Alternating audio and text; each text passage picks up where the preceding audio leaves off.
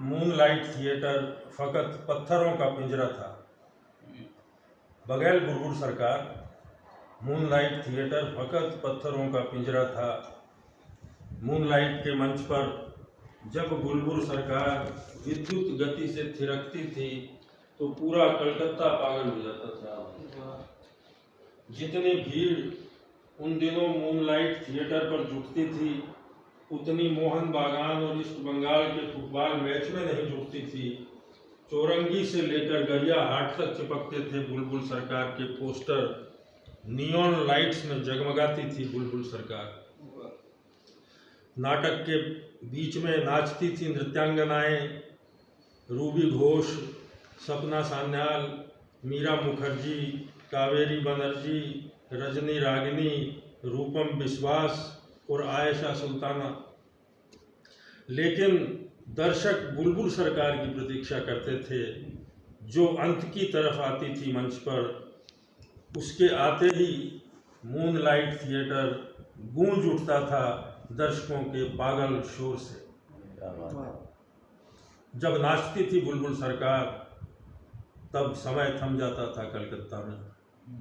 अंबिका भाई जी बिल्कुल, यह 5वें दशक की बात है जब मूनलाइट थिएटर कलकत्ता के आकाश का सबसे चमकता हुआ सितारा था। जब फतेहपुर शेखावाटी के एक सेठ चंपालाल चमड़िया ने फटके में करोड़ों रुपए कमाए तो सेठ ने पहला काम मूनलाइट थिएटर को खरीदने का किया। अरे वाह, ये मेरे फतेहपुर शेखावाटी का था। अब अभी भी है, अभी भी है मूनलाइट थिएटर। अब 30 ताराचंद दत्ता रोड पर स्थित मूनलाइट थिएटर का मालिक चंपालाल चमड़िया था और उन अप्सराओं का भी जो मूनलाइट में नाचती थी। इसी मूनलाइट थिएटर में कभी हिंदी का एक कवि शलभ श्रीराम सिंह टिकट काउंटर पर टिकट बेचता था। ये सच्ची बात है, झूठ नहीं है। इसी मूनलाइट थिएटर में कभी हिंदी का एक कवि शलभ श्रीराम सिंह टिकट काउंटर पर टिकट बेचता था। अब आती है कहानी। उस दिन जब मूनलाइट थिएटर में रात का शो जारी था, बुलबुल सरकार सेठ चंपालाल चमड़िया की सफ़ेद अम्बेसडर गाड़ी में थी। कोलकाता से कोई 2000 किलोमीटर दूर। थोड़ी देर में वे फतेहपुर शेखावाटी पहुंचने वाले थे। वो भगवान से जहां सेठ चंपालाल चमड़िया की सोनी और बंद हवेली उनका इंतजार कर रही थी। सेठ चंपालाल चमड़िया के मुनीम श्याम सुंदर सुरोलिया ने सेठ जी के आदेशानुसार सुजानगढ़ से साजिंदे बुला रखे थे जो हवेली की छत पर अपने साज मिला रहे थे। सुजानगढ़ में ही है सब शास्त्रीय कलाएं, वहीं से बुलाया उनको, तबले वालों को। वो छत पे बैठ के अपना कर रहे थे कि वो आने वाले हैं, अपने साज मिला रहे थे। रेगिस्तान के उस सुनसान कस्बे की उस वीरान हवेली में आज महफिल जमने वाली थी जहां बुलबुल सरकार को दर्शकों के लिए नहीं सिर्फ चंपालाल चमड़िया के लिए नाचना था। चांदनी रात में हवेली की छत पर विद्युत तरंगें प्रवाहित होने लगी। रात की खामोशी में सारंगी, तबले और घुंघरुओं की झनकार सुनकर उस कस्बे के लोग चौंक उठे। उधर कलकत्ता में मूनलाइट थिएटर में दर्शक बुलबुल सरकार के इंतजार में कावेरी, रूबी, सपना, मीरा, रजनी, रूपम और आयशा का नृत्य देख रहे थे। और जब उन्हें पता चला कि आज बुलबुल सरकार नहीं नाचेगी तो हंगामा हो गया।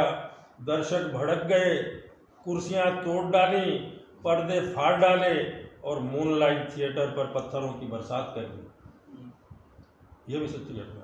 और इधर फतेहपुर शेखावाटी में लोगों को जब पता चला कि सेठ कलकत्ता से कोई नाचने वाली पतुरिया लाया है तो लोग हवेली के बाहर इकट्ठा होना शुरू हो गए। कुछ युवा और बच्चे हवेली पर पत्थर फेंकने लगे। वो उल्टा फेंकने लगे। अचानक एक पत्थर हवेली की छत पर नृत्य करती बुलबुल सरकार की कनपटी पर आकर लगा तो वह गिर गई। मुनीम श्याम सुंदर सुरोलिया ने साजिंदों को हवेली के पिछले दरवाजे से बाहर निकाला। सेठ चंपालाल चमड़िया अपनी सफ़ेद अम्बेसडर गाड़ी से बीकानेर की तरफ भाग छूटा पिछले दरवाजे से। बुलबुल सरकार हवेली की छत पर बेहोश पड़ी थी। कुछ दिन बाद बुलबुल सरकार की लाश हवेली के पिछवाड़े बने हुए कुएं से बरामद हुई। ठीक है, अब कविता बनती है। कुएं से बरामद हुई। क्या, अब मैं सवाल करता हूँ कि क्या बुलबुल सरकार की किस्मत पत्थरों से लिखी गई थी? उसकी अनुपस्थिति पर भी पत्थर फेंके जा रहे थे और उसकी उपस्थिति। वाह वाह वाह, बहुत सुंदर।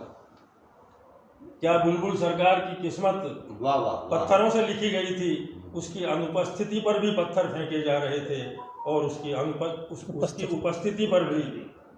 आज भी फतेहपुर शेखावाटी में बच्चे सेठ चंपालाल चमड़िया की हवेली के पिछवाड़े बने कुएं में जब कान लगाकर सुनते हैं तो उन्हें घुंघरुओं की आवाज़ सुनाई देती है। आज भी फतेहपुर शेखावाटी के बच्चे सेठ चंपालाल चमेड़िया की हवेली के पिछवाड़े बने कुएं में जब कान लगाकर सुनते हैं तो उन्हें घुंघरुओं की आवाज़ सुनाई देती है।